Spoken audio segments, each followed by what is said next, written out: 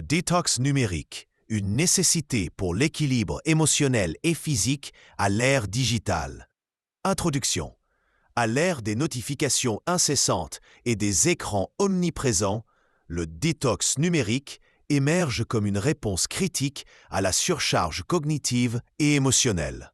Selon le psychologue Adam Alter, Irrésistible 2017, les individus consultent leur smartphone en moyenne 150 fois par jour. Un comportement qui altère la concentration et le bien-être. Cet article explore les fondements scientifiques du détox numérique, ses impacts sur la santé et des stratégies éprouvées pour retrouver un équilibre en s'appuyant sur des recherches interdisciplinaires en psychologie, neurosciences et sociologie. Les racines du besoin de détox numérique. La surconnexion et ses mécanismes. L'addiction aux réseaux sociaux. Une étude de l'Université de Pennsylvanie, Hunt et al., 2018, révèle que limiter l'usage des réseaux à 30 minutes jour réduit significativement l'anxiété, T-0,50. Les algorithmes conçus pour capter l'attention, CF, The Social Dilemma, 2020, exploitent les biais cognitifs comme le FOMO, Fear of Missing Out. Le travail à distance et l'effacement des frontières. Une enquête de l'OMS 2023 indique que 58% des télétravailleurs éprouvent des difficultés à déconnecter, augmentant les risques de burn-out. Les racines du besoin de détox numérique, la surconnexion et ses mécanismes.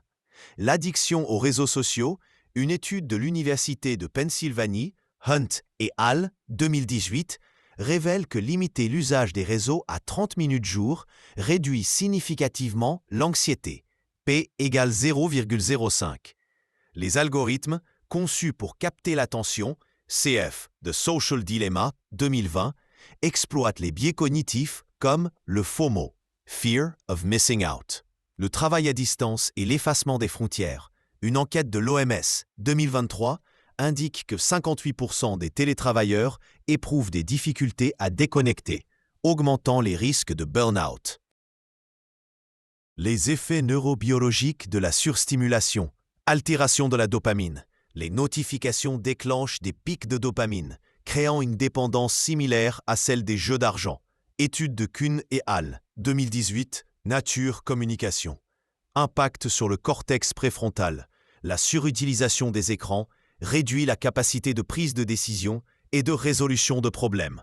Lowe et Canaille, 2016, Social Cognitive and Affective Neuroscience. Les conséquences de la surcharge numérique sur la santé mentale. Anxiété et dépression. Une méta-analyse de Twenge et Campbell, 2018, associe l'usage intensif des réseaux sociaux à une hausse de 70% des symptômes dépressifs chez les adolescents. Troubles du sommeil. La lumière bleue des écrans inhibe la mélatonine, retardant l'endormissement, Harvard Medical School, 2020. Sur les relations humaines, érosion des interactions en face à face, Sherry Turkle, Seul ensemble, 2015, observe que 43% des jeunes préfèrent communiquer par texto plutôt qu'en personne. Conflits familiaux. Une étude de l'INSEE, 2022, rapporte que 35% des couples se disputent régulièrement à cause du temps passé sur les écrans. Stratégie de détox numérique, méthode et preuves scientifiques. Les approches individuelles.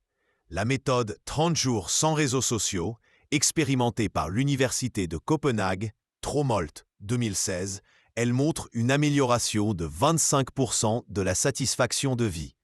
Le jeûne numérique partiel, Cal Newport, Digital Minimalism, 2019, recommande des plages horaires sans écran, exemple 18h, 8h. Réduisant le stress de 30%, étude ASMR 2021. Outils technologiques. Des apps comme Freedom ou Screen Time aident à limiter l'accès aux applications addictives. Étude de Duke University 2020. Et approches collectives, entreprises et politiques de déconnexion. En France, la loi Droit à la déconnexion 2017 a réduit le stress professionnel de 22%, étude d'Arez 2021.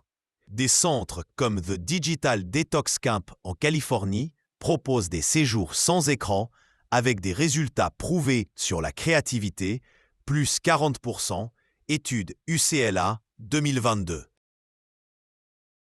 Défis et limites du détox numérique.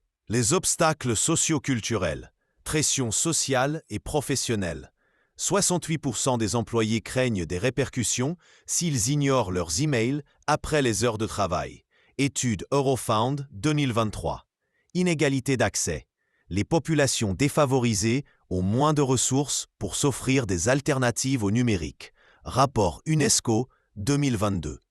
Les risques de rebound. Effet de privation. Une étude de l'Université de Stockholm 2021 note que 30% des participants reprennent un usage excessif après un détox, par compensation. Culpabilité mal placée. Les discours culpabilisants, addiction égale faiblesse, peuvent exacerber l'anxiété. Critique de la psychologue Christina Crowe, Beyond Screen Time 2022. Perspective future vers une cohabitation équilibrée. Innovation technologique responsable, design éthique. Le mouvement Time Well Spent, mené par Tristan Harris, promeut des interfaces moins addictives. IA et personnalisation. Des algorithmes pourraient suggérer des pauses basées sur les rythmes circadiens. Projet MIT 2023.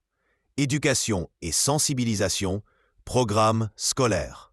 Le Danemark intègre des cours sur la gestion du temps d'écran dès le primaire, rapport OCDE 2023. Campagne publique, l'initiative française « Les écrans en parler pour mieux les utiliser » a réduit de 15% le temps d'écran chez les adolescents, Santé publique France 2022. Conclusion, le détox numérique n'est pas un rejet de la technologie, mais un appel à une relation intentionnelle avec elle. Comme le souligne le philosophe Éric Sadin, La silicolonisation du monde, 2016, il s'agit de retrouver une souveraineté sur notre attention.